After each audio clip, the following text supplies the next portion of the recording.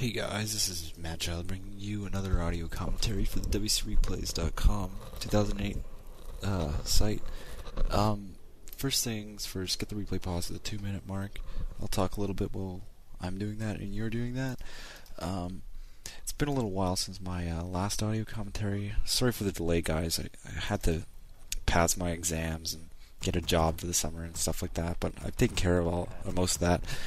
And it's the summer, so I'm ready to do a ton of audio commentaries. So this one's the first one to kick things off. It's about a strategy I've been kind of toying with a little bit in the past week that I've been playing solo again, and it is going gargoyles versus human. This is it's kind of an innovation. It's more of like an application of a current strategy from another matchup to the matchup versus human. So it's not really really innovative, but it does require a bit of a playstyle change. But it's not a playstyle change you're not used to, so it's not that big of a deal. And I'm going to show you why this strategy can work, and it can completely throw the human game off. So the game is Elfie Taja versus Bonecracker, and they're both top European players, I guess. Bonecracker is more of a rising player, whereas Elfie's already at the top. He's in hooray, but this replay really showcases the strategy because both players play really adaptively, and they adapt their playstyle to conform to the other player's playstyle, and that's something you need to be able to do as a top level player. It's not just executing the same strategy again and again. Like you'll notice, Elfie's build right now is it's an early Death Knight, late Fiend build, and regarding the circumstances, he switches that to a quick tick to gargs, and that's because Bonecracker goes Mountain King first, which is an adaptation that human players have been making lately to beat undead on this map, and I think that's a very strong strategy as well. But that's not what the audio is about. But anyway, the human strategy is get the Mountain King, which means you can creep pretty much unhampered by the Death Knight if you can bolt surround, which is not hard to do. And then once you get level 3, you should probably attack to tier 2, before you get level 3, and then when you get to tier 2, you set up an expansion. There's nothing Death Knight can do about it, because bolt surround takes care of any harass or attempt to cancel the expansion, and then you can just mass Griffins and right-click the Death Knight, and that's the whole strategy. And it's very strong on this map because you can creep those red spawn camps very easily with defended footmen and militia, so it's not hard for them to set up an expansion when they're not being harassed, which they won't be if they have Mountain King. So, but he's forced to adapt his strategy to Elfie's gargs. Gargs are also very strong on this map. But the reason he was going Fiends is because everyone says, oh, this is a Fiend map, it's got all the choke points, which are really great for range units.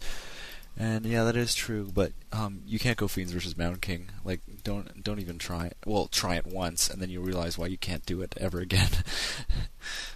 So you should be at the 2-minute mark, and we're going to get this unpaused in 3, 2, 1, unpause. So, the pact is sealed, the Death Knight just comes out, grabs the Rod of Necromancy and goes creep. You want to get an early altar on this map versus human, regardless of whether you're going Fiends or Ghouls. It's a big map. It's really easy for them to lose you, and there's a lot of small camps that they can creep with just Footman and an Archmage or whatever to get level 3.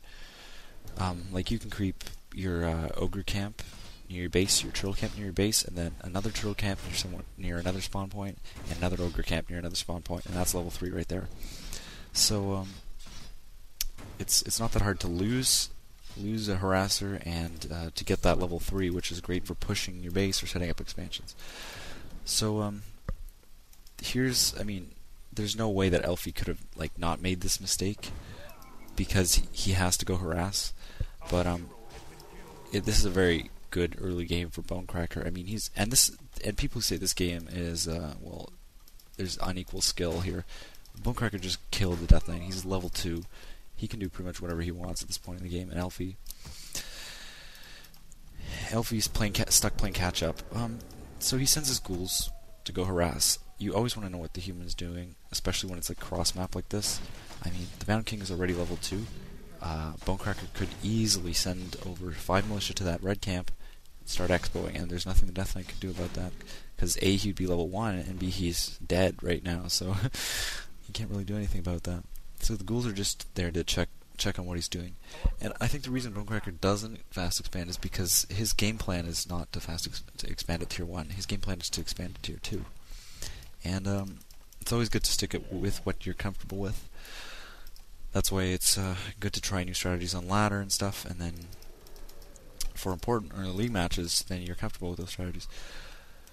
So Elfie makes kind of a mistake here. He sends his Death Knight to go harass. Like, if you didn't see what happened, if you didn't see what happened to his Death Knight before, and I'm sure Elfie did, seeing as how he's the one who's playing, his Death Knight got bolted and killed. So I don't see any reason why, if he found the Mountain King right now, that wouldn't happen again.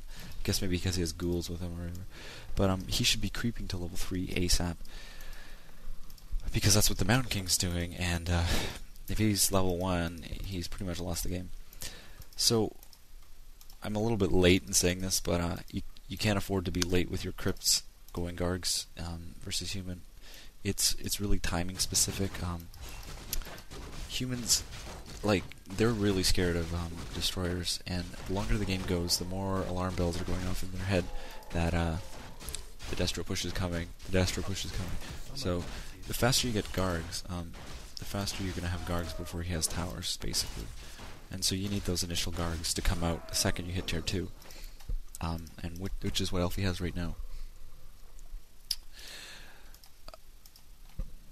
So he's starting to build. If you look at Elfie's base, he's also starting to build a block off on his acolytes. This is one of the reasons, just like mass games, things like this become almost second nature to you. Acolyte block-offs. If you want to build an effective acolyte block-off in this spawn point, you can put your initial altar where the building ziggurat is right now. Then you put a ziggurat right next to it, which would be right where the ziggurat is to the left of it right now. Then to the left of it and a little bit below, you can put another ziggurat right there. And then you can put a graveyard or a shop right next to it, or you can put a ziggurat below it, and that will make an effective block-off on your acolytes, as long as you don't chop the trees out from underneath it. So the more you play, the more you get used to, like, the way, because the spawns are always the same. The more you get used to the way the trees are made and stuff, and you can build those block-offs. So if you're having a bad day or whatever, you still have that strategy.